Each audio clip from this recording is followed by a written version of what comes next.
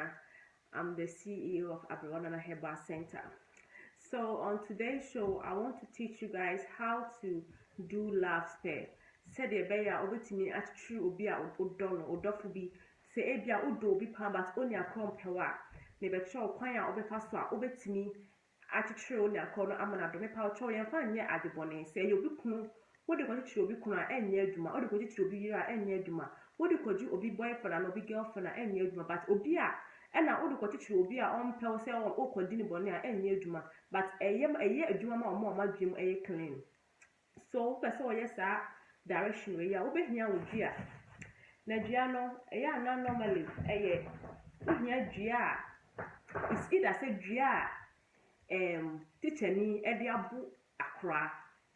Gia, a that school them, teacher for the bone cra. And I say, oh, walk or pay a Gia, make I say. Obi ahye no ho akomo so ewuda se aduane bi na obehia enti wonya aduane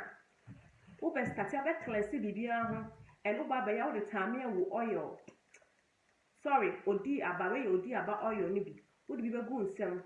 ene mo na de be ni na wo de odi aba oil no ebe cleanse nyama ni nyina ho ansa na wo de astart enti wonya wuduane na wo de afefa ho wo de odi aba oil ni bi fa ho a so oba be ya be paucho oba shi odi aba incense me ba kuma me so oba start ya oba shi odi aba incense said ye be ya betumi atwe ahonhom papa ene ebe attract good energies into oba shi odi aba incense wo shi odi aba incense na waso either wo ye for lab aba so red candle mini red candle nti na maso yellow and gold no it's also for money nti say wo hia scaffold wo have betumi aso yellow and gold candle said ye maso mini red candle eno nti so wonya wonyama ni na wia wo de odi aba wo so incense ni wia wo de wo odi aba oil no be pepa nyama na wo de be ni nyina ho wo wia wo be we alligator pepper e form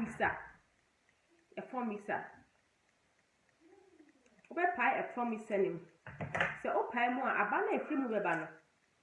eni wo be yi aba ni bi agu wonum no worry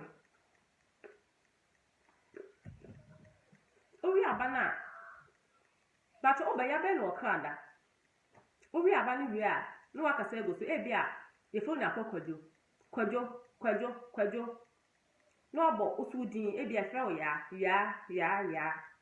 kwadwo asamwa ya abo osudin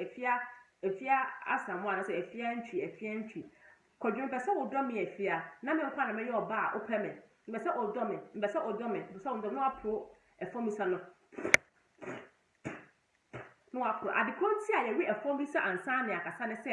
se ori efomisa ne se o kasa e de tumi is for command efomisa e de commanding enu nti se o kasa talk kasa e wo command way because efomisa na awawe no o kasa e command ade it wo wi a o so musa sem ya wo kan de be ya adwuma o wi a progu dia no so a angel of life and holy angel Anel Obo ni 3 times. Holy angel Anel, holy angel Anel, holy angel Anel. How beautiful you are. Boni samrane kakra. Holy angel me pa cho bua me. Na kodo on do me efia. Na de meka bia on nyame kwa na me ne oba na ni behwe me so. Uwi a obeka wa ahoma fita. Ni nya na wo hye wodi aba incense no. Ni nya na wo hye wodi aba incense. Uwi a obepe ahoma fita.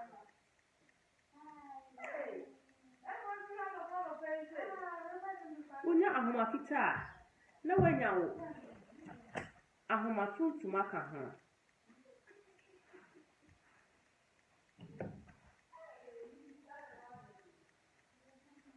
unya ahoma fita na wanya ahoma tuntum aka ho na nka wo de ahoma kokko so aka ho na do ahoma kokko so aka ho pacho so wo yes ade we na be tire be ma ne din no atire wo so din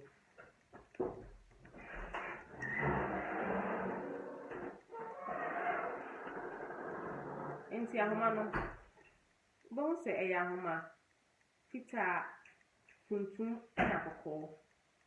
ahoma fita tuntum na kokko uya no ahoma no so de oil ni bi asra ahoma no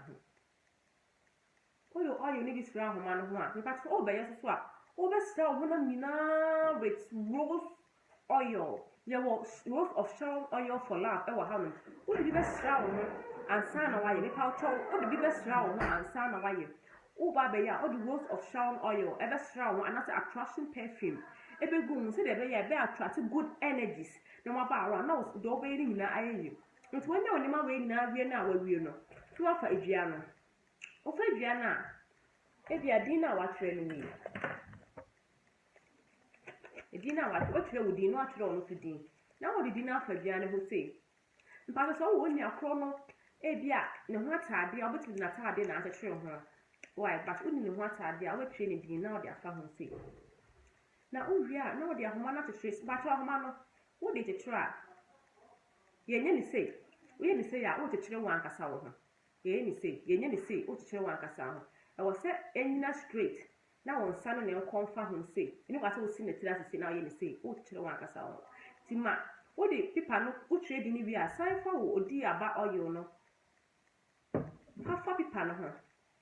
ni nya na wo hye wo incense no wo de fa fa aka de hia wo se won dome